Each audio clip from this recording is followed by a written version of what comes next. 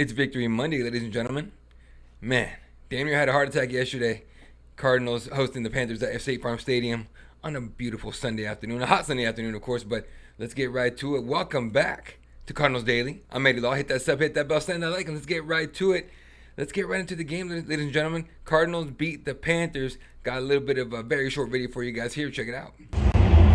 Cardinals fans, it's time to stand and bring in our men. Led by head coach Jonathan Cannon, here are your Arizona Cardinals!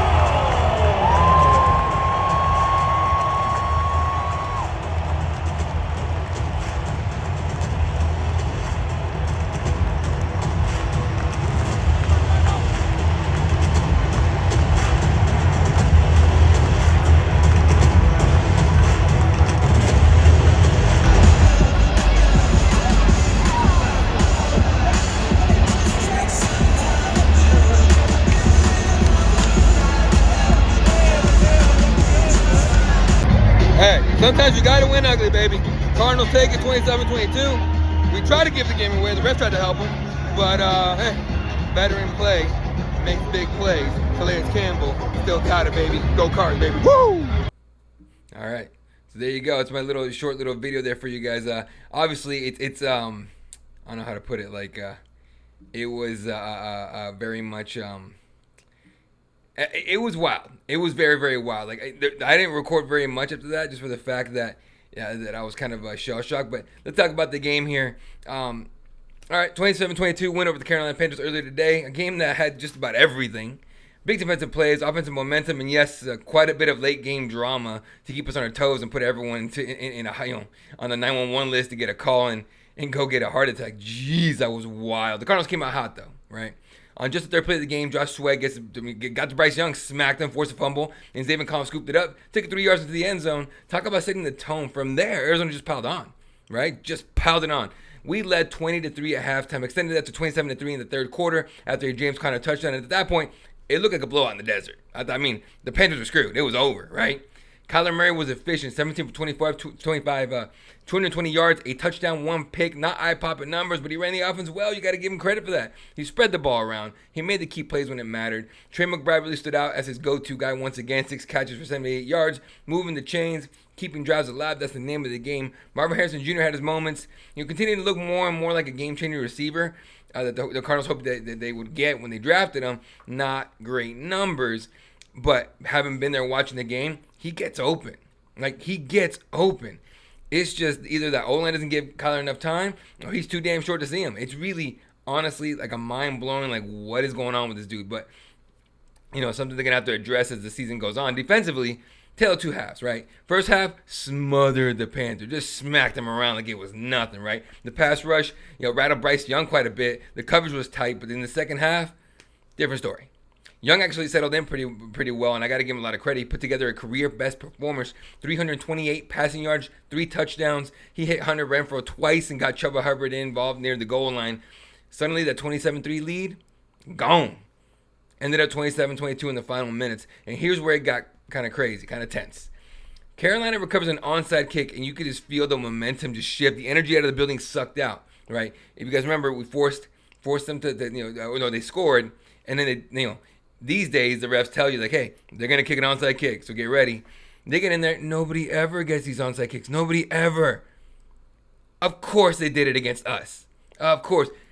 Kicker kicks the ball. It rolls over. It hits my boy, Mac Wilson Sr. in the leg.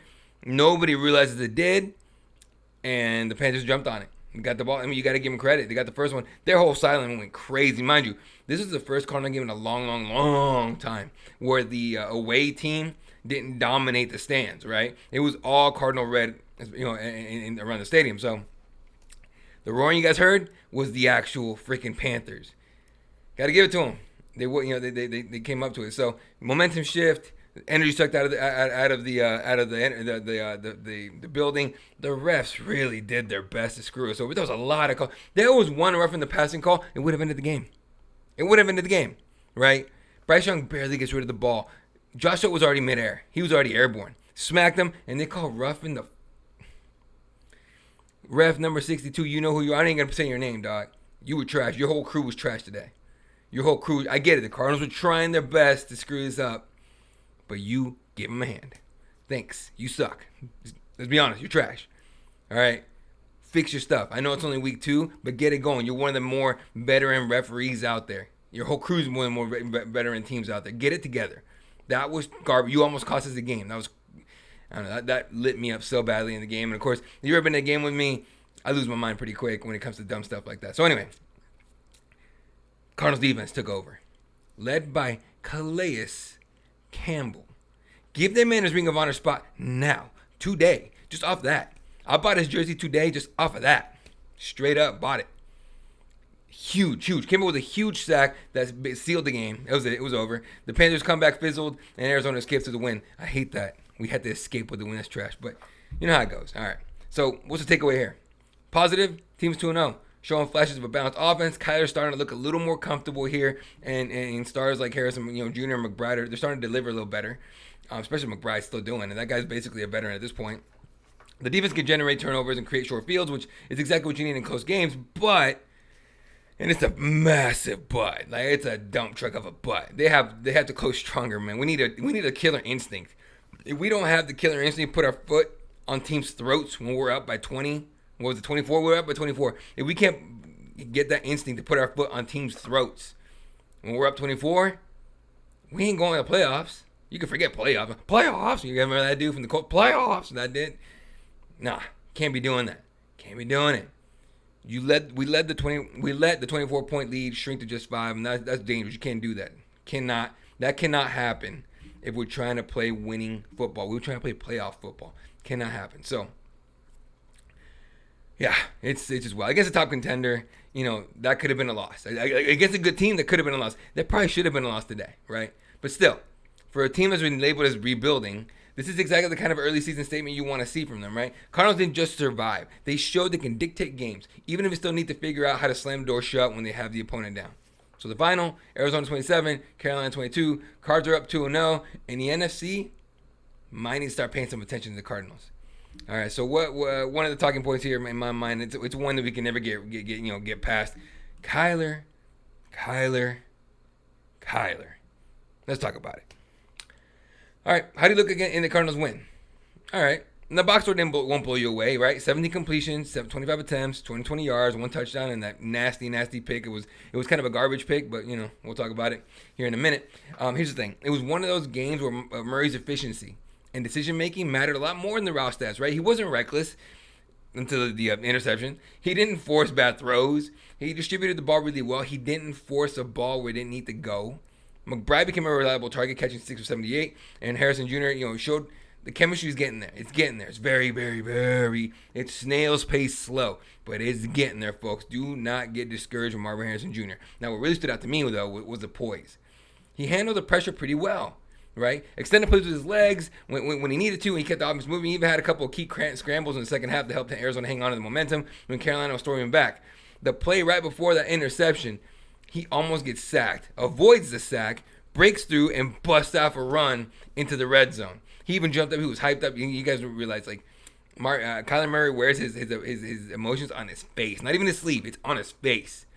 If he throws an interception, makes a bad play, whatever, he literally soaks like a toddler. It's really irritating to see from the guy supposed to be the leader of your team.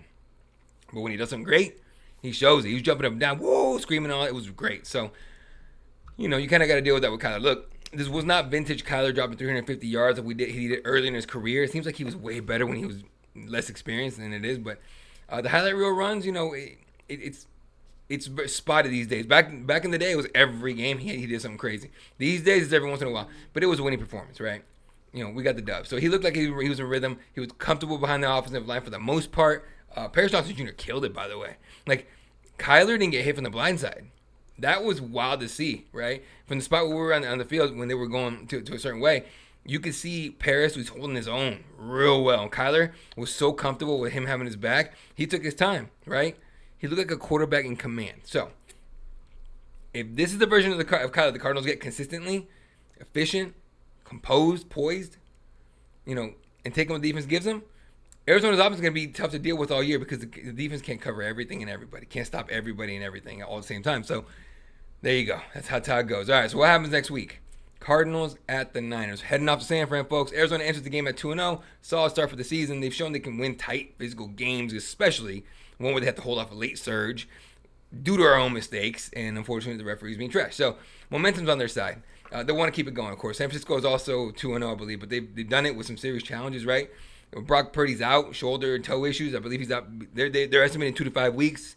That's a pretty wide range right there when it comes to injury. I'm assuming it'll be more like 3 weeks, but we'll see. And Mac Jones stepped in for him, obviously, and they got the win here against the Saints. 3 touchdowns. He went for 3 touchdowns, and not perfect, but solid enough to win, obviously. And also their tight end, George Kittle's out in IR with hamstring injury, meaning this Niners offense is missing some of its firepower. So this defense should be ready to eat. The stakes are high. If Arizona can exploit the Niners' injuries and play clean, mistake-free football, at least turnover-free football, they've got a real shot at a signature divisional road win in the early stages of 2025, and we can make a statement, fellas. Let's go. Make that statement. Let them know we here. Hot take. And this is effectively a hot take. Bear with me. The Cardinals win today, right? Told us something important. The defense isn't just about playing safe. Playing like that bend but don't break football, right? No. Folks, we're built for big plays, okay? Remember that 08 defense that took us all to the Super Bowl? That wasn't just the offense. The offense had no O-line. Kurt Warner got killed every game. That defense made games to get us to the Super Bowl, right? Think about how this game started, though. On Carolina's third offensive snap, Joshua crashes in, smacks Bryce Young all the way to third grade, where he's still afraid of the dark and wants to make sure the crushes off his little sandwich and stuff like that. Anyway, forces a fumble. Zaven scoops it up, gets a touchdown. Boom, momentum, 7-0. Cardinals, before Murray even sniffs the field. That's not a fluke. That's a defense creating points, not just preventing them, right? So we've seen flashes of this before. This is the unit. They may give up yards, sure. Bryce Young threw for over 300 on him, okay. But when it matters the most, when it's time to make plays, when it's time to find a way to swing the game, they made it happen. Late in the fourth quarter, with the Panthers, mounting a furious comeback, they were getting crazy, right? It was defense again stepping up, right? Calais Campbell got home for that sack to seal. Carolina, they were looking for a last-second win. It was 4th and 15, I believe. And Calais is like, nah, son. Not in my first home game back in Cardinal Red. Let's get it. Went in there, smacked them up, got it done. That's the identity you want with this group. That's the identity we have with this group, really. Identity. They might bend. They might even, make some fans sweat in the last second half, but they can hit you with game-changing plays, right? A strip sack, a pick, a momentum-flipping stop on third down. And in the NFL, that's what matters. All the little things done right turn into victories. That's how we make it happen, right? We're in a day where offenses are explosive. Sometimes it's not about holding teams under 200 yards. It's about making the plays that change the momentum and changes the outcome at the end, right? For Arizona, having playmakers at every level, Zaven Collins in the front 7, Budda Baker roaming in the secondary, and bets like Campbell, right? Bringing the leadership. It means they're never out of a defensive series or a game. Any one play can flip an entire game. We saw multiple examples of that today. The fumble, right? Or the strip sack and to the touchdown for between Joshua and Zaven, and the really, really ugly interception by Kyler Murray, which he said was he was trying to get rid of the ball, just get rid of it. That was a desperation, just please anywhere on the ground, just not in the Carolina Panthers' hands. It went right to a Carolina Panther, like immediately. It was sad. It was sad to me. So anyway, so here's how I take, man. The Cardinals defense is not just designed to win beauty contests on a stat sheet. We're not there just to put up numbers. They're designed, created to make chaos happen, right? Nastiness is required. Do not forget that. And this was as nasty as it comes. But as long as they keep forcing turnovers, making clutch plays like we saw against Carolina, this defense isn't just good enough. It's downright dangerous. Do not sleep on my Arizona Cardinals, especially not that defense. They're going to make things happen this year, right? We stay healthy, nobody can sleep on us. Nobody. All right, folks, that's going to do it for this episode of Cardinals Daily. I'm Eddie Law. Don't forget to hit that sub, hit that bell, hit that like, leave a comment. I'll see you all tomorrow. Enjoy Victory Monday. We're doing the damn thing today. Go get yourself a nice fat filet mignon steak. I don't even come fat, but they're little and everything, but they're delicious. Go get yourself something nice. Enjoy your Victory Monday. The stress starts again on Wednesday. Cardinals at Niners next week. Go Cardinals.